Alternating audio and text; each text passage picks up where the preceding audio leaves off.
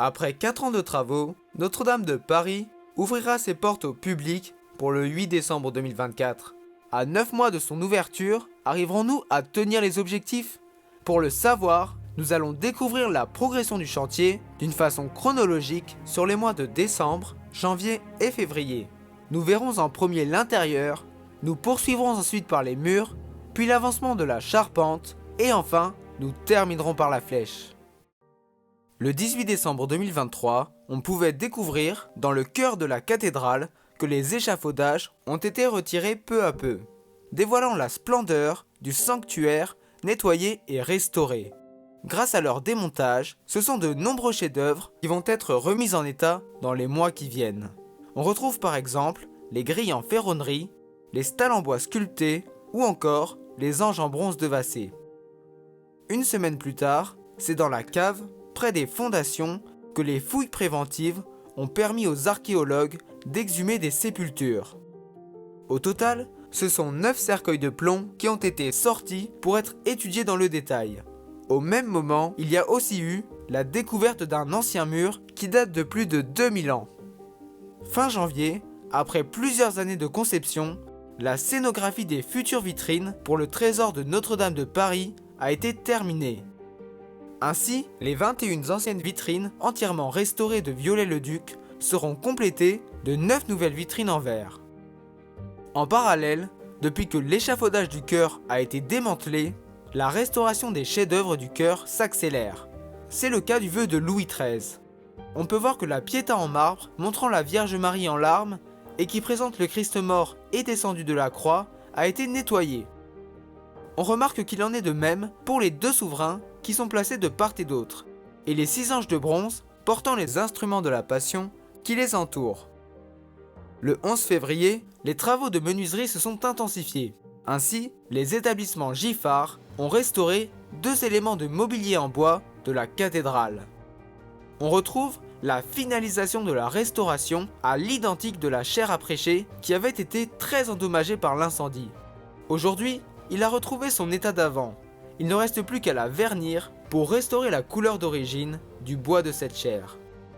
En parallèle, la restauration de l'ensemble des stalles progresse elle aussi. Grâce à son nettoyage qui a été effectué cet été, à présent, les menuisiers peuvent repérer les sculptures manquantes qu'ils indiquent à l'aide de bouts de scotch. Ainsi, ils pourront les recoller à leur place d'origine. Effectivement, maintenus grâce à de la colle, certains bouts se sont décollés avec l'eau et la chaleur de l'incendie.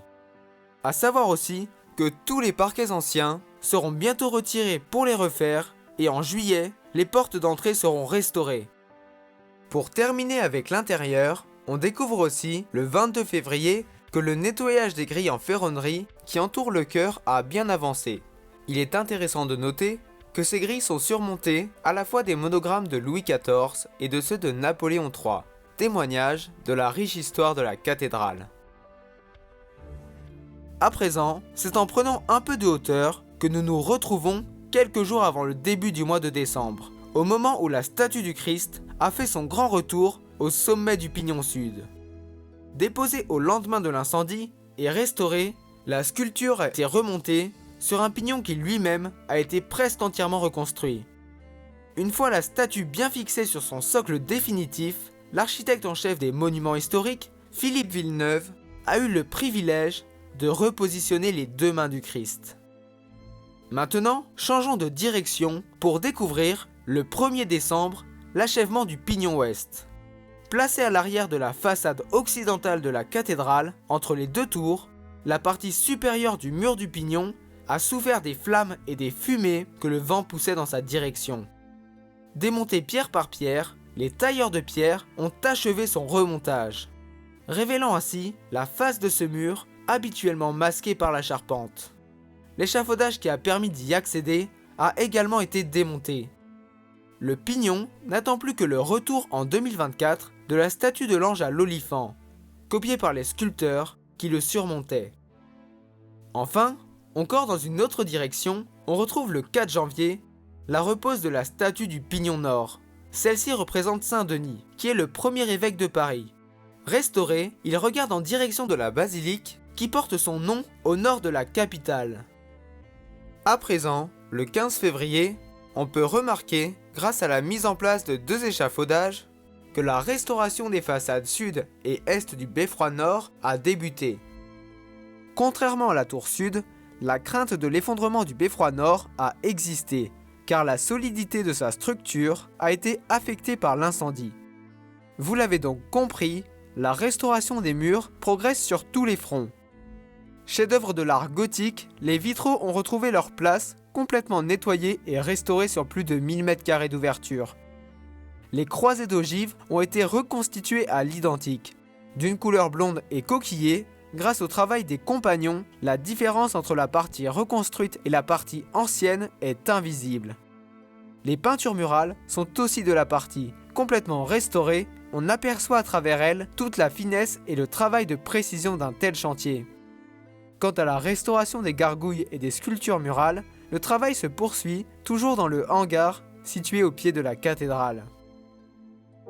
Pour continuer dans cette lancée d'achèvement des multiples restaurations, après 6 mois de mise en place, c'est le 6 décembre qu'on découvrait l'achèvement de la charpente du transept. De toutes les parties de la charpente détruites dans l'incendie, celle-ci est la première à être achevée. Restituée à l'identique en bois de chêne, la charpente des 2 bras du transept est constituée de fermes sur lesquelles reposent des pannes et qui supportent elles-mêmes des chevrons triangulaires qui complètent la charpente. C'est donc un système différent de celui employé pour les charpentes de la nef et du chœur. Elle n'attend plus que ses lucarnes et sa couverture. Maintenant, c'est 3 jours avant Noël que les charpentiers mettaient en place le contrepoinçon qui ferme le chœur. Début janvier, dans l'objectif d'empêcher un nouvel incendie dévastateur, un système anti-feu unique en son genre a été installé. Placé dans les combles et la flèche de la cathédrale, ces tuyaux permettent d'amener un brouillard d'eau sous pression qui peut se diffuser dans la charpente sous détection d'un départ de feu. Ainsi, les milliards de gouttelettes d'eau étouffent le feu. Le vendredi 12 janvier, les charpentiers et équarrisseurs achevaient la charpente du chœur de Notre-Dame de Paris. Alors que la pose de la charpente s'achève, il est temps pour les couvreurs d'entrer en action le 23 janvier. On peut donc voir que les charpentes ont commencé à être pourvues d'échafaudages légers, permettant aux couvreurs d'intervenir au cours des prochains mois. Ceux-ci peuvent donc poser les premières voliges sur lesquelles seront fixées les tables de plomb. Pour continuer dans notre ascension, c'est le 2 décembre qu'on découvre la rapide progression de la flèche. Avec la pose de l'aiguille, une nouvelle étape est franchie. Si l'on se rapproche, on peut remarquer le nom du général Georgelin gravé sur le poinçon de la flèche.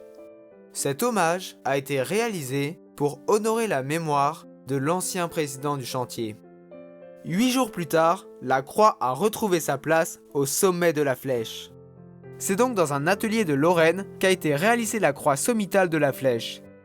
Celle-ci est un assemblage de fer, de cuivre et de plomb, qui a été entièrement réalisé à la main. Pour la recréer, des pièces originales de l'époque de Viollet-le-Duc ont servi de modèle. C'est le cas des roses de la couronne de roses. Une fois la couronne achevée, celle-ci et certains ornements de la croix se sont vus parés de feuilles d'or. Le samedi 16 décembre, certains ont pu le voir dans le ciel parisien. La flèche de Notre-Dame a atteint son sommet avec la pose du coq. Dessiné par Philippe Villeneuve, ce nouveau coq en cuivre abrite les reliques auparavant contenues dans l'ancien qui a été abîmé lors de l'incendie. C'est donc la dernière étape avant l'intervention des couvreurs et des couvreurs ornemanistes. Début février, après des mois de montage, l'échafaudage de la flèche, qui culminait à 100 mètres de hauteur, a entamé sa descente, dévoilant la croix et le coq en son sommet. Après la reconstruction de la flèche, en chaîne massive par les charpentiers, ce sont désormais les couvreurs qui prennent le relais le 9 février pour recouvrir la flèche d'une fine couche de plomb et des très nombreux ornements en plomb tels que des chimères, des gargouilles et des crochets dessinés par Viollet-le-Duc. En effet, depuis des mois, des couvreurs préparent le travail en atelier. L'avantage de l'atelier, contrairement à sur place, est de bénéficier des conditions les plus favorables, de disposer de plus d'espace et de s'affranchir des aléas météorologiques. Là-bas, ils disposent de gabarits en sapin à l'échelle 1, tel que celui de l'aiguille de la flèche, qui mesure environ 30 mètres. Ainsi, ils peuvent réaliser les ornements qui sont façonnés ou le plus souvent moulés. Après tout ce processus, les éléments en plomb sont soigneusement empaquetés pour leur transport sur le chantier, puis leur grutage au plus près des charpentes. Quelques jours plus tard, avant de disposer les tables de plomb sur l'aiguille, les couvreurs recouvrent d'abord la charpente de voliges, qui sont des planches de chêne sec. Ils placent ensuite sur les voliges un papier imperméable, dit papier anglais, qui assure une séparation entre le bois et les tables de plomb qui viendront ensuite. Après ces deux étapes, les couvreurs mettent en place les tables les unes au-dessus des autres. Le plomb étant très malléable, ils peuvent assurer les finitions en le frappant avec un maillet et une batte. Pour finir, les premières des 192 crochets qui ornent l'aiguille sont positionnés sur les supports en métal. Pour terminer, c'est le 12 février qu'on retrouve la désinstallation de l'échafaudage qui a permis d'installer la flèche. Estimé à plusieurs mois, le démontage doit être le plus rapide possible pour deux raisons. La première est qu'il repose sur le sol de la cathédrale en traversant les voûtes de la croisée du transept. Il est donc nécessaire de l'enlever pour pouvoir finir la reconstruction des voûtes. La deuxième est que la flèche doit être entièrement visible pour les Jeux Olympiques qui se tiendront en juillet. Alors, à 9 mois de l'inauguration, arriverons-nous à tenir les objectifs ? La réponse est très certainement oui, sachant qu'en plus, la cathédrale sera en mesure d'accueillir 14 millions de visiteurs par an, soit 2 millions de plus qu'avant l'incendie.